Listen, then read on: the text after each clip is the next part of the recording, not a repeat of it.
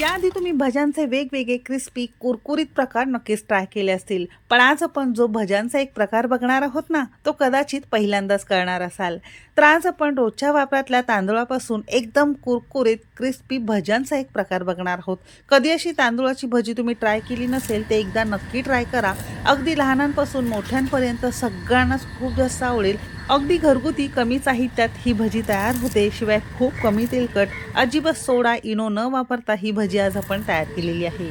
Recipe नेहमीप्रमाणे भरपूर टिप्ससह तुमच्यासोबत मी शेअर केलेली आहे, म्हणून ती अगदी शेवटपर्यंत नक्की पहा. सगळ्यांना एक निवेदन आहे, तुम्हाला जर माझ्या रेसिपीज बघायला आवडत असतील तर कुकिंग तिकीट मराठी चॅनेलला सबस्क्राईब करा आणि बाजूची बेल घंटा नक्की क्लिक करा. चला तर मग वेळ न घालवता रेसिपीला सुरुवात करूया. तर ही तांदूळाची भजी बनवण्यासाठी इथे आपण सगळ्यात पहिल्यांदा घरातल्या एखाद्या कोणत्याही कपाने किंवा वाटीच्या प्रमाणाने दोन्ही जिन्नस मोजून घ्यायचं आहे. इथे आपण ह्या रोजच्या वापरातल्या मेजरिंग कपने 1 कप आणि वजनी म्हणाल तर साधारणतः 200 ग्राम प्रमाणात रेशनचा तांदूळ घेतलेला आहे. तुम्ही रोजच्या वापरातला कोणताही जुना तांदूळ इथे वापरू शकता. फक्त तांदूळ भजी बनवण्यासाठी जुनाच वापरावा, म्हणजे छान जाळीदार मस्त तुमची भजी तयार होते. अगदी कोणताही तांदूळ तुम्ही वापरू शकता. सारख्याच कपने इथे आपण पाव कप किंवा 50 ग्राम प्रमाणात मुगाची डाळ घेतलेली आहे. मुगाची डाळ घ्यायची नसेल तर चणा डाळ सुद्धा तुम्ही याऐवजी वापरू शकता. दोन्ही जिन्नस 2 पाण्याने स्वच्छ धुवून घेतले आणि अर्धा तासासाठी आपण पाण्यामध्ये भिजत घातले. खूप जास्त पाण्यामध्ये भिजत घालण्याची सुद्धा गरज लागत नाही. तुम्हाला लगेच हवं असेल तर थोड्याशा कोमट पाण्यामध्ये तुम्हाला हे भिजत घालायचं आहे. भिजवलेले डाळ तांदूळ मिक्सरच्या भांड्यामध्ये काढून घेतलेला आहे. जर गरजच वाटलं तरच थोडंसं पाणी घालून अशी ही छान आपल्याला पेस्ट करून घ्यायची आहे. मिक्सरला पीठ वाटत असताना कमीत कमी पाणी घाला आणि जमेल तितकी बारीक पेस्ट आपल्याला हे करून घ्यायचं आहे. तरच तुमची भजी परफेक्ट तयार होईल. उरलेले डाळ तांदूळ सुद्धा आपण अगदी सारख्याच पद्धतीने छान करून घेतलंय. या चमचाने मोजाल तर साधारणतः एक 5-6 चमचेच आपण इथे पाणी घातलेलं आहे. डाळ तांदूळ वाटून झालेले आहे. इथे आपण एक 3 मध्यम आकाराचे आणि वजनी म्हणाल तर साधारणतः पाव किलो प्रमाणात उकडून सालं काढून बटाटे घेतलेले आहेत आणि याच मिक्सरच्या भांड्यामध्ये अशी ही चुरून आपण बटाटे घालणार आहोत. बटाटे तुम्हाला चालत नसेल तर याऐवजी तुम्ही इथे रताळं सुद्धा उकडलेलं वापरू शकता. बटाटे संपूर्ण तीनही आपण कुस्करून घेतलेलं आहे. जर गरजच वाटली तर पाव कप आपण यामध्ये पाणी घालणार आहोत आणि याची सुद्धा आपण छान पेस्ट करून घेणार आहोत. बटाटा पेस्ट सुद्धा तुम्ही इथे बघू शकता अगदी घट्ट आहे. कमीत कमी पाणी घालूनच आपल्याला हे सगळं छान वाटून घ्यायचं आहे. तर बटाटा सुद्धा आपण या डाळ तांदळावरच काढून घेतलेला आहे. आता छान आपण याला एकजीव करून घेणार आहोत.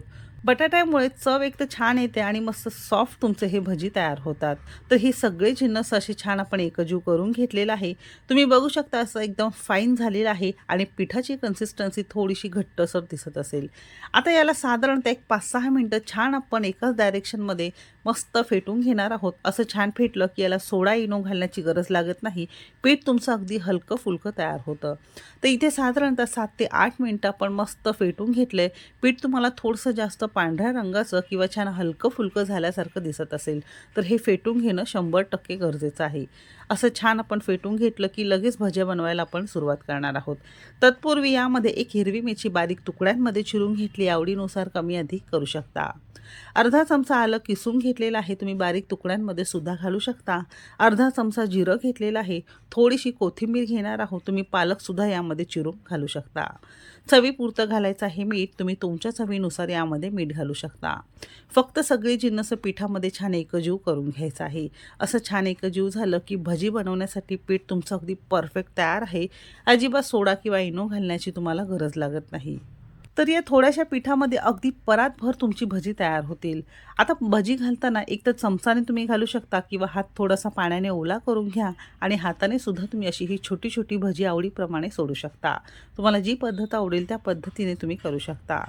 भजी तळण्यासाठी तेल फार जास्त कडकडीत गरम नसावं, तर मोठ्या आचेवर साधारणतः 1-2 मिनटं हलकं फुलकं नॉर्मली भज्यांसाठी आपण तेल गरम करतो ना, अगदी त्याच पद्धतीने आपण तेल गरम करून घेतलंय आणि भजी घालताना तुम्ही इथे बघू शकता लगेचच वर तरंगायला लागतात, म्हणजे तुमचं पीठ 100% हलकं फुलकं झालेलं आहे असं समजावं. असं जर होत नसेल तर पुन्हा थोडंसं तुम्हाला पीठ फेटून घ्यायचं आहे.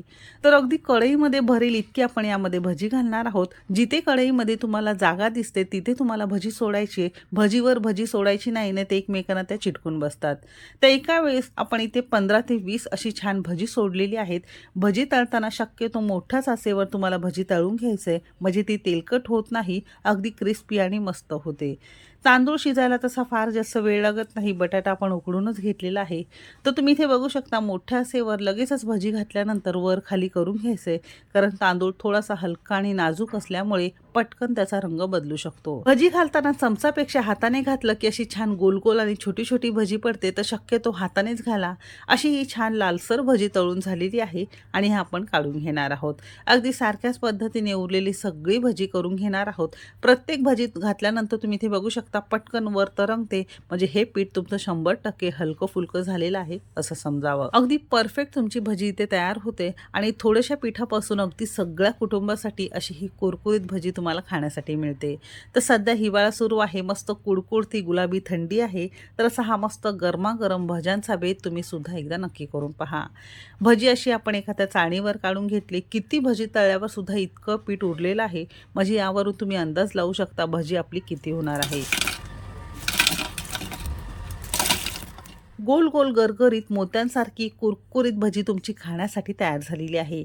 बाहेरून एकदम कुरकुरीत, आतून छान जाळीदार, सॉफ्ट आणि मस्त गरमागरम तांदूळाची भजी खाण्यासाठी तयार आहे.